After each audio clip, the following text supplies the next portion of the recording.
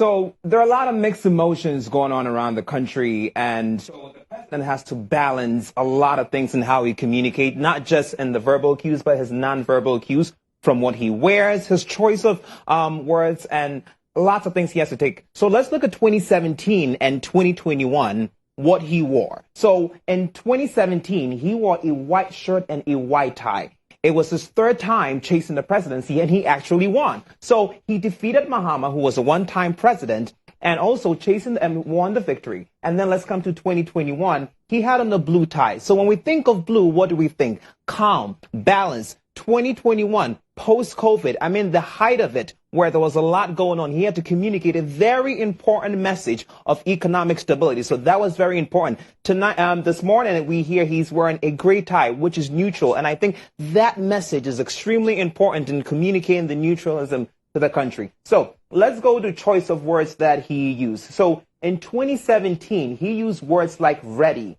hurry, will. These are peculiar, strategically selected words where he was trying to communicate an enthusiasm to govern, because, of course, he was his first time elected into office. When we take a look at 2021, words like unexpected, surprise, COVID-19 was mentioned 6 times throughout his speech. So what does it tell us? It was a strategic way of trying to shield himself from accountability a little bit, and also trying to, convey some vague messaging and not so concrete in the messaging. And then when we go to, when we come to shielding his language, 2017, he praised the EC chair. What happened in the last election?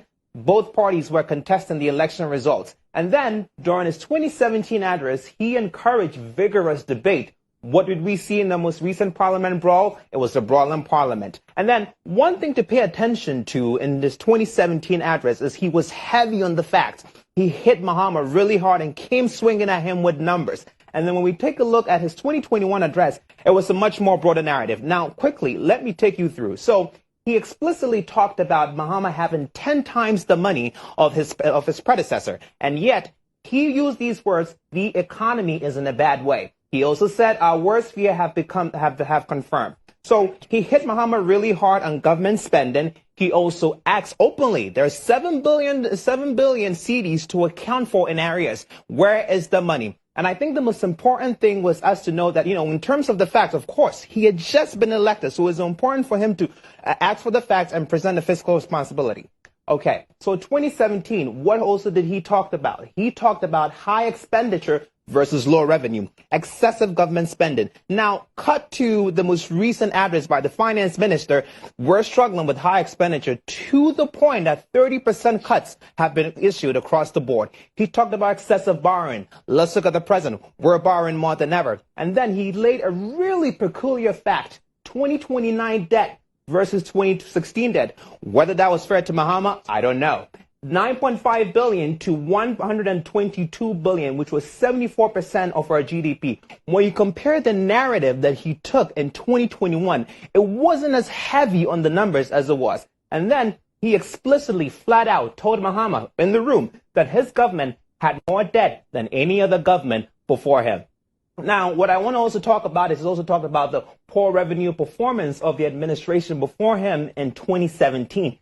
Their target was $37.9 billion, and the actual, what they were able to do, was $33.2 billion. Now, I want you to take a second and compare it to his messaging in 2021. It wasn't as heavy on the facts. So he talked about fiscal management of his administration, not so much about money. Then went on and talked about mobile money and digital transaction. E-levy was just passed yesterday, and there is fierce resistance towards mobile money transaction. So now the response of e-levy throughout the board, it's not necessarily a favorable. He talked about saving banks. Here are the facts. 10 banks have been closed under administration.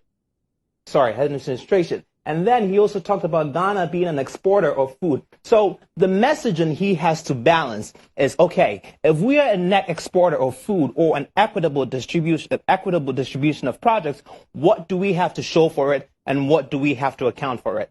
And then we also talked about increased budget allocation. So one thing President Akufo-Addo can talk about is 90 new courts, but we also have to assess the impact of these courts and what they mean to the average Ghanaian. And so the messaging he has to bring to this morning to us is, in 2017, he hit Mahama really hard with the facts and figures. in 2021, there were a lot of things he talks about, what they had accomplished, what they had done. The message he has to bring in today, this morning, is what those mean and the impact it has on the average Ghanaian. So I'm fired up, and I hope you're fired up as well.